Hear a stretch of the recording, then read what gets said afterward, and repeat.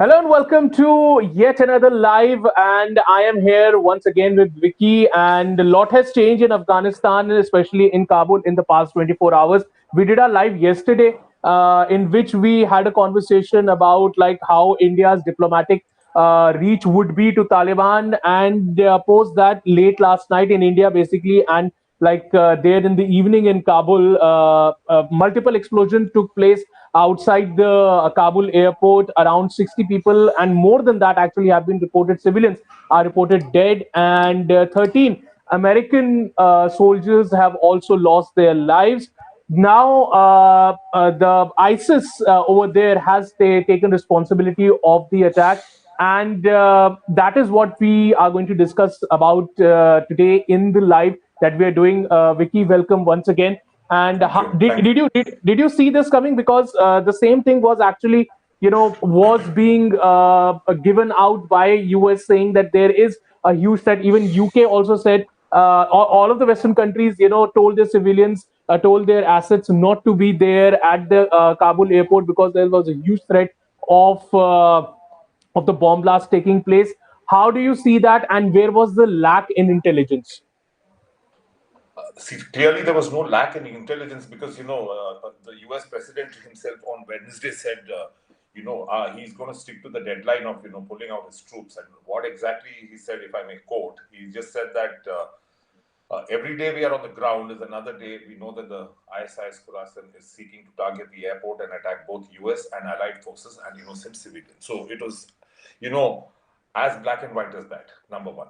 Okay, and also one more thing, there's a lot of chaos in the airport, due to the evacuations which are happening.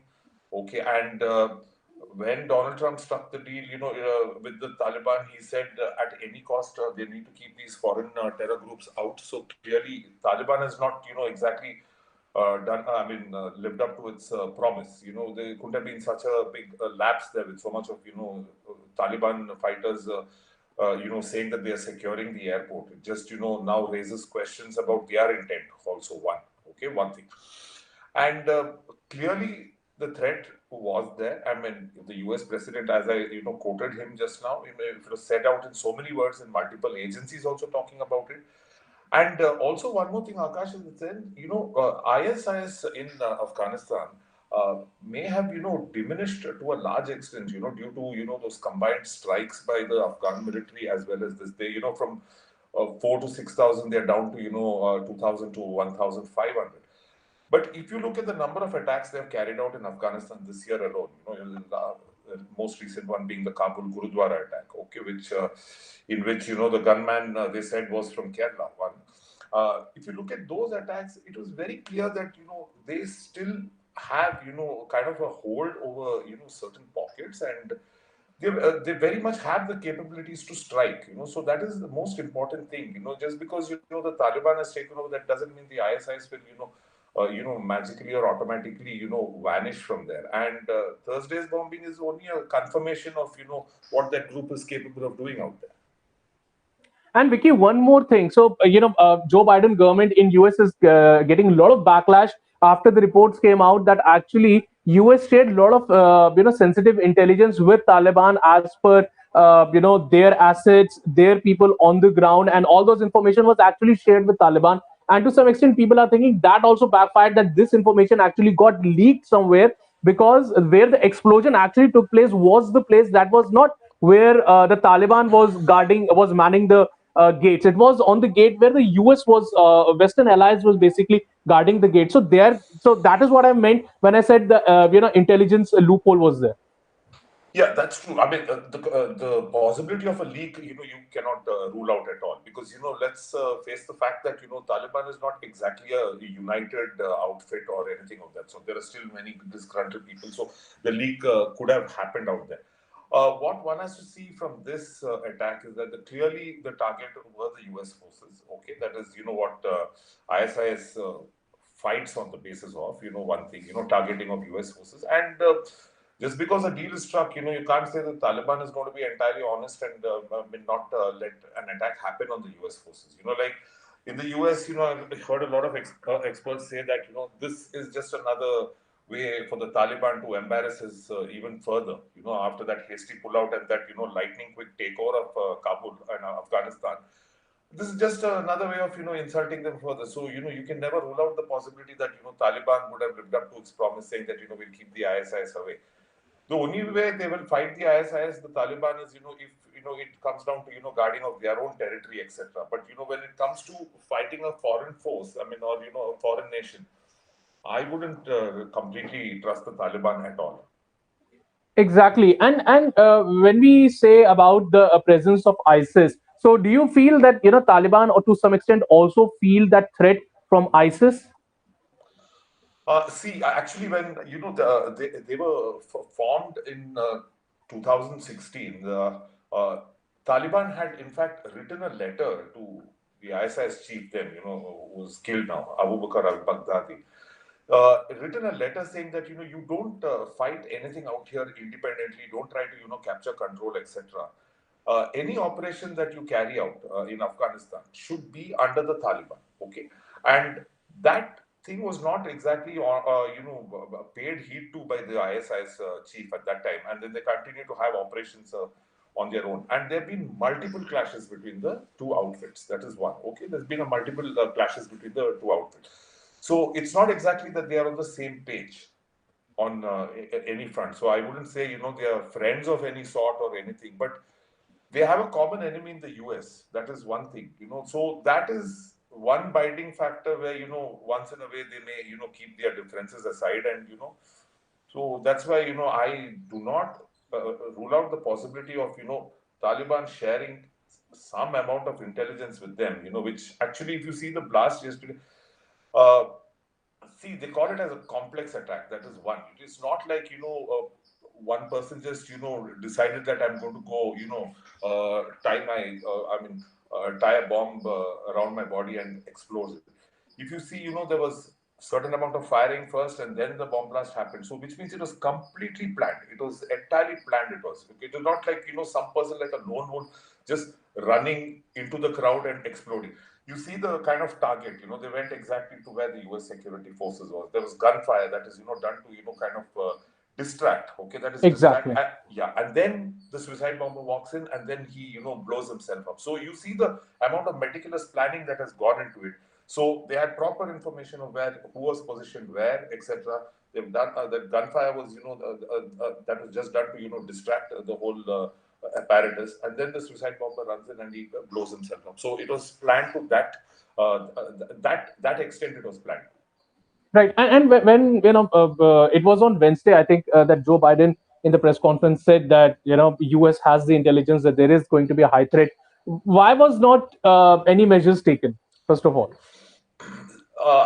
It's very difficult to explain, why no measures were taken or something, because the pullout eventually had to happen. But if you see the messy way in which it has happened, the kind of chaos, now UK themselves saying that we're going to stop evacuations immediately because the threat is so high. Because there's also intelligence that there could be another attack also, and the airport has become the most dangerous place.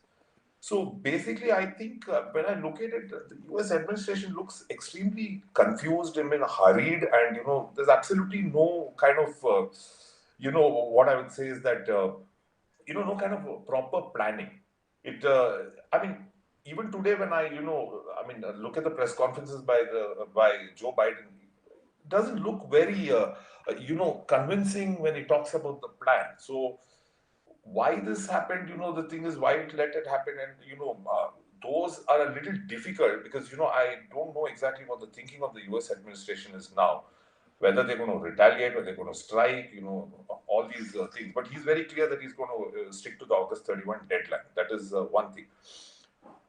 It's yet to be seen. We'll see how the US reacts, because they usually don't take killing of their civilians or their security personnel very kindly. But the manner in which the entire pullout happened, Akash, you also know, how chaotic it has been since the past 2 weeks. Right. So, but Vicky, over there in the press conference, Joe Biden did say that people responsible will be taken to the case. We will fight it. Do you think that kind of a situation could lead to the extension of United States Army in maybe they might do the same kind of operation that they did when they killed Osama bin Laden. They went into the night, they and without even the Pakistanis knowing there, they went there, they executed him, and they just came back home. And then the other day, Obama just came on the television telling everybody that we have killed Osama bin Laden. Do you think that that kind of a operation can take place? As we know that ISIS doesn't have that much amount of people there in their organization as of now, Correct. and that could basically they do a kind of a kind of a very specific kind of an attack. Even Taliban doesn't know it, and when it comes out, then there is a huge clash between Taliban and America. Do you feel that kind of a situation happening? See, I was watching Fox News earlier today, and there was a former Marine who came and he said, the night and the sky belongs to us. Okay, one. He said the night and the sky belongs to us, which means, he was trying to suggest that, they should go for an airstrike. Troop withdrawal will happen. I don't think there's going to be any extension of the deadline, but he will have to hit back because he's at the lowest ebb of his presidency. His ratings are at an all-time low at the moment, Joe Biden. So he will have to do something. I mean, I'm sure we're going to see some kind of retaliation from the US, at least, an airstrike, etc., those kind of things. Because another thing, Akash, the thing is they have to go destroy their own military equipment. You must have seen these guys on their Hummers, and all the Exactly. equipment. Yeah, that. So that is also another key priority because we were thinking on those. They were thinking on those lines also that US has to fly in, planes and destroy their own equipment out there and not let the Taliban have it and make merry out of it. So there are a couple of issues they have to tackle that may come a little later, but currently I see some kind of a message going out to the ISIS very soon. Right. And when we talk about ISIS in Afghanistan, the ISIS K, and what is India's connection? So, like, basically, we know that what the attack happened in Kabul at the Gurdwara. The target, the guy who did that, carried out, was a guy from Kerala. So, does that mean that there is? And of course, there was one video that was shared by Shashi Tharoor, in which one of the Talibanis was saying a Malayali word, and that was basically said that okay, there are few people that from southern India who have actually gone there and might have joined even Taliban. So how does this thing happen with India, and what would be India's plan of action as far as evacuation is concerned now that the thing has happened? And we know that around 140 people who were supposed to come to India, they were unfortunately not allowed to come to India. They were sent back by the Taliban. See, genuine evacuations will have to continue to happen, because we can't turn our backs on them. But as we discussed in our previous this one interaction, we said that whether they come or whenever they come, they have to be screened, thoroughly screened. That is one thing. And in the terms of Kerala, what I would say is that Indian government has stuck to its position that no returnees. Okay, one. Okay, no returnees because that Nimisha, that lady who left for Afghanistan and joined the ISIS-K there. Her mother has been making pleas, saying get my daughter back. Okay, the couple of issues which happen with that, they come, they may reform, but they kind of tend to become like heroes out here. One thing Hmm. that they went there. And you don't want that kind of traction, happening in a state which itself is very, very volatile where radicalization is concerned. One, and considering nearly 100 people is the estimate of people who have gone from Kerala there. It was all like a smokescreen. Initially, everyone thought that they're leaving for Syria, Iraq, like has been the case always. But then they went into Iran and then the diversion into Afghanistan, and it was very clear that ISIS was trying to build an army for itself, by pulling in people from all over the world. And from Kerala, they managed to pull in a lot of people. And that is while that is one crux of the problem. We can very easily solve it by not letting them come back. That is one. That is one thing. The other problem remains that that ideology is spread quite rapidly, especially in the southern states. One, to the extent the NIA, I think earlier this year in a charge sheet, they had said that they were actually scouting for places in jungles in Karnataka. One, to set up a base, training base, etc. So they are planning big. Now, where the worry is now is that the thorough watch on the social media, thorough watch on these smaller meetings that happen, because this. First of all, that Taliban victory out there has inspired many out here. One, And now to top it all, ISIS comes into the picture and carries out a bombing out there. So these are all talking points at a thorough radicalization recruitment camp. So attacks which happen outside, they start inspiring them, these people here. So what we have to be extremely careful about is, let's not let the ideology spread more, and more importantly, let's accept that there is a issue down, this part of the country, that these kind of things can happen. You have to keep a very close watch on the social media, etc., and make sure that these kind of incidents that are happening in Afghanistan don't kind of become a tool for these people, to use and start recruiting people, saying that now Right. ISIS has carried out, yeah, that kind of. Right. And when we say about like how the influx has been, and especially for ISIS and in India, do you feel that now there is now the Taliban is there, ISIS definitely they have showed their presence that they are there in Afghanistan. Can we see a little influx of both? Both the organizations sending their fighters through POK into India. We have because the Taliban spokesperson has said that Pakistan is like their second home. So how do you read into that statement when a Taliban spokesperson is saying that Pakistan is like a second home to them? Do you feel that there is going to be a lot of hand in glove kind of thing happening between Taliban and ISI? See, the thing is, I wouldn't say that Taliban would come into Kashmir and fight. Okay, that is the sole reason is that see, first of all, they have pretty much a lot fighting happening back in their own country itself. One, and another thing is that historically, if you see, is that the Kashmir issue, that ISI has not allowed any other group like Taliban or even the Al Qaeda enter Kashmir. They're just stuck to Jaish-e-Mohammed, Lashkar-e-Taiba, Hizbul Mujahideen. These are the three primary terror groups which fight out there. So they will not let even though the Al Qaeda has tried to gain some traction there, it has not really gained the kind of traction it would have desired. That is primarily because ISI will not let these groups come and fight here.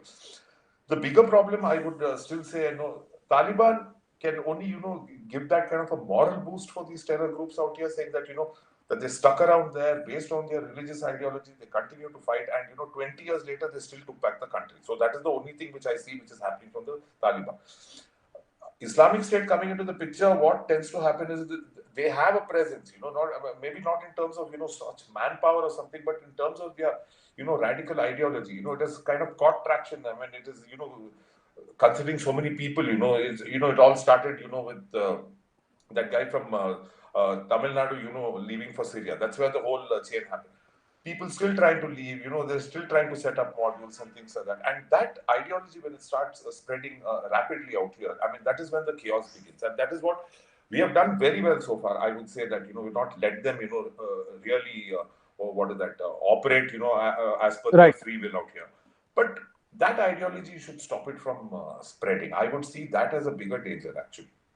Right. So you feel like spreading of the ISIS ideology in India, and those guys, like you said, that one of the girl who went to Afghanistan, she was recruited by ISI, and now her mother is pleading that take her, let her come back to India. They want to be reformed and everything. So India should refrain from doing these kind of things, or even if these guys somehow get into the country, a strict eye should be kept on them.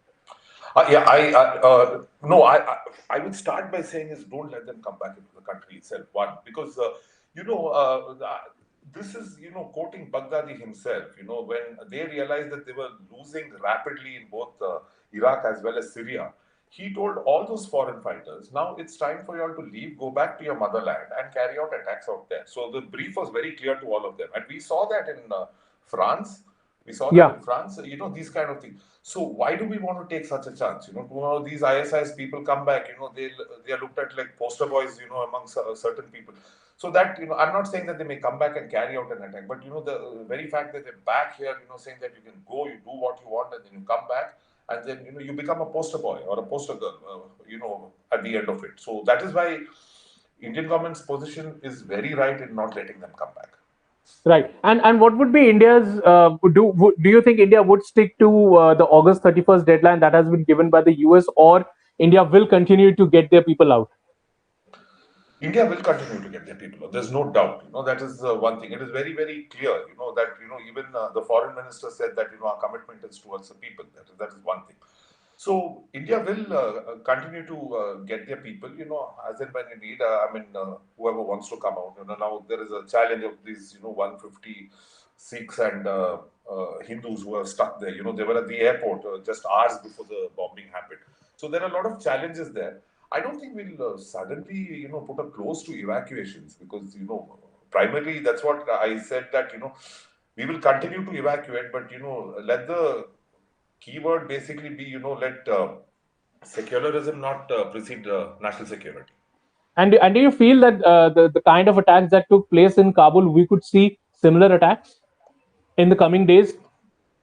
You're talking about in Afghanistan or? In Afghanistan. In Afghanistan. There will be certain attacks as per intelligence assessments. That is one. There is going to be this tussle. See, Akash, one thing is there. But do you think, Vicky, that the target would be the Western allies, the NATO and the US, or it would be indiscriminate, or it would be targeting Taliban? No, they would continue to target the Western allies itself. Because that has been their primary target. That is one. So it is. That's why there's intelligence once again saying that these attacks are nowhere close to over. There could be more attacks, so you really have to be on guard. Unless the US works out a better strategy, to get everyone out of their own nationals, these attacks I would see would continue.